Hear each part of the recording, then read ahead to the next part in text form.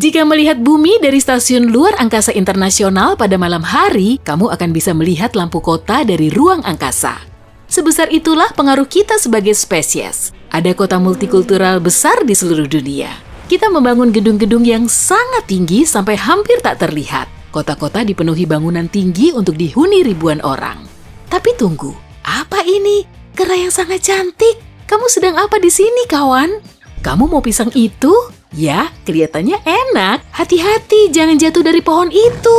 Ups, ya ampun, alam terkadang bisa sangat kejam. Dia pasti tak menduga akan menjadi sarapan singa.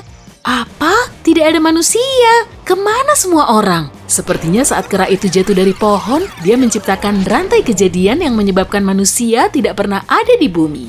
Aku tahu ini, kita pasti berada di dunia paralel. Mari kita maju ke beberapa tahun kemudian, seperti apa rupa bumi? Manusia telah mengubah sekitar 50% atau lebih permukaan bumi. Jadi, tak akan ada kota atau pemandangan yang tadinya dibentuk oleh kita dalam realitas ini, tak ada sentuhan manusia sama sekali. Kini, bumi seperti surga hewan. Hewan ada di mana-mana. Hewan-hewan yang sebelumnya hanya terlihat di Afrika ini, kini ada di seluruh benua. Ada singa yang berkeliaran bebas di Amerika. Oh, lihat! Di Eropa ada badak, gajah, serigala. Wah, mus juga. Bahkan beruang pun ada di sini. Karena tidak ada manusia yang menghuni sebagian besar ruang bumi, kini mamalia bebas ada di mana-mana. Iya, kamu tahu, mamalia selain kita, hewan-hewan itu juga sangat beragam. Bumi telah menjadi seperti perluasan Afrika yang kita kenal sekarang dalam hal spesies hewannya. Kamu bisa melihat mamalia besar juga, kungkang raksasa, harimau saber-tooth, dan bahkan mastodon kini berkeliaran di bumi seperti zaman dahulu. Bumi kita tidak seperti ini karena manusia mengambil banyak ruang yang tersedia dan memenuhinya dengan bangunan-bangunan. Misalnya, alasan ada begitu banyak jenis hewan di Afrika di dunia kita bukan hanya karena benua itu cocok untuk pertumbuhan hewan, namun kebanyakan karena kita tak begitu aktif di sebagian besar benua tersebut.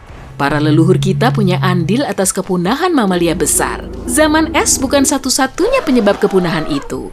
Di bumi kita, manusia adalah makhluk cerdas. Bagaimana kalau di planet ini? Seperti yang kamu tahu, seleksi alam adalah penyebab evolusi. Hal ini dipadukan dengan mutasi yang bisa kita amati dalam beberapa spesies, menunjukkan bahwa tanpa manusia di bumi pun ada kemungkinan makhluk cerdas berkembang. Jadi, sekarang primata adalah makhluk dominan. Atau mungkin meerkat telah berevolusi menjadi spesies dominan. Iklim di planet ini juga lebih dingin daripada di bumi kita, itu karena tidak ada gas-gas rumah kaca. Menurut NASA, tren pemanasan global sekarang kemungkinan adalah akibat dari aktivitas manusia sejak tahun 1950-an. Ini berarti level gas rumah kaca yang meningkat di atmosfer adalah penyebab bumi memanas. Disebut gas rumah kaca karena cara kerjanya seperti rumah kaca yang memerangkap panas. Sinar matahari memasuki rumah kaca melewati atmosfer, tapi panas dari matahari tidak meninggalkan atmosfer kita karena rumah kaca itu. Sebenarnya itu bagus, karena jika tidak, kehidupan di bumi akan mustahil ada. Tapi karena sekarang jumlahnya terlalu banyak, gas rumah kaca membuat bumi menjadi lebih hangat dari yang seharusnya. Mari kembali ke bumi paralel kita. Di laut, Great Barrier Reef di Australia masih utuh. Dan itu masih menjadi sistem karang terbesar, juga organisme hidup terbesar di planet itu, seperti di planet kita. Bumi baru ini juga dipenuhi pepohonan dan rimbun sekali. Tumbuhan hijau ada di mana-mana, segala jenis pohon ada dan menjadi habitat berbagai hewan. Dan karena tak ada penggundulan hutan, paru-paru dunia yakni hutan hujan Amazon bisa berkembang dan terlihat lebih hidup serta hijau. Tapi, bagaimana jika manusia muncul di bumi ini sekarang? Mungkin tahun ini atau tahun sebelumnya. Mereka jelas tak akan menjadi spesies dominan dan mungkin akan kesulitan pada awalnya. Evolusi dan proses pembelajaran akan berjalan lambat sampai mereka berada di puncak. Mereka harus beradaptasi dengan rumah baru mereka. Dalam realitas kita, ini akan seperti kembali ke 130.000 tahun lalu, ke zaman manusia modern atau Homo sapiens baru saja muncul. Pada saat itu, manusia bukanlah hal baru. Satu-satunya hal baru dari manusia adalah mereka berevolusi menjadi Homo sapiens. Kita tidak diturunkan dari pesawat antariksa ke bumi atau semacamnya, tapi di realitas paralel ini, itulah yang terjadi. Sekelompok manusia diturunkan dari langit ke bumi.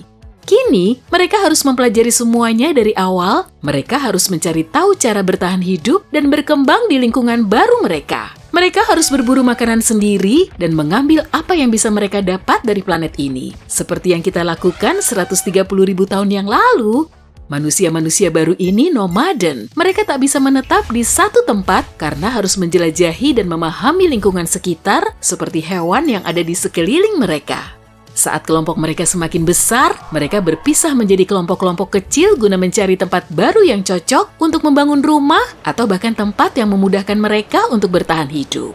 Karena sudah lama tiba di bumi baru ini, mereka sudah menjelajah dan merasa lebih nyaman di lingkungan baru mereka. Alat mereka pun jauh lebih maju dan bangunan seperti rumah, contohnya pondok, akhirnya mulai bermunculan. 50.000 tahun yang lalu, kita mengembangkan bahasa. Manusia-manusia ini juga mengembangkan bahasa sendiri karena mereka harus berkomunikasi dengan sesamanya secara lebih baik. Dengan bahasa, mereka menjadi semakin tertata dan bisa membuat rencana yang lebih baik untuk masa depan mereka. Serigala adalah leluhur semua anjing, dan ada dua teori yang menunjukkan bagaimana awalnya hewan liar itu menjadi teman baik manusia. Satu teori mengatakan, manusia zaman dahulu entah bagaimana bisa menangkap anak serigala dan memeliharanya, lalu seiring waktu, perlahan manusia mendomestikasi serigala. Teori lain menyatakan bahwa serigala sebenarnya mendomestikasi diri sendiri. Hal ini disebut keberlangsungan hidup makhluk yang paling ramah. Karena serigala dan manusia adalah pemburu, serigala mungkin juga tahu bahwa mereka punya keuntungan jika berada di dekat manusia daripada bersaing langsung dengan mereka. Ada serigala yang menakutkan dan agresif terhadap manusia. Ada juga yang lebih ramah, dan itu mungkin membuat mereka punya akses ke persediaan makanan para pemburu.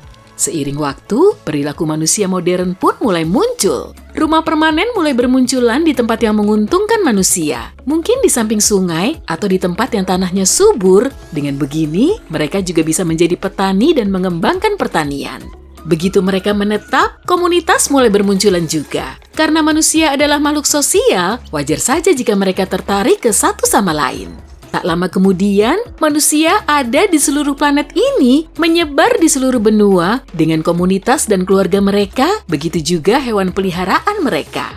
Lanskap planet ini berubah menjadi seperti yang ada di realitas kita untuk memenuhi kebutuhan manusia. Budaya berkembang, persaingan dimulai. Mereka mulai berusaha keras membuat berbagai pencapaian besar. Ribuan tahun berlalu, dan komunitas manusia ini mulai sangat mirip dengan yang ada di bumi kita sekarang.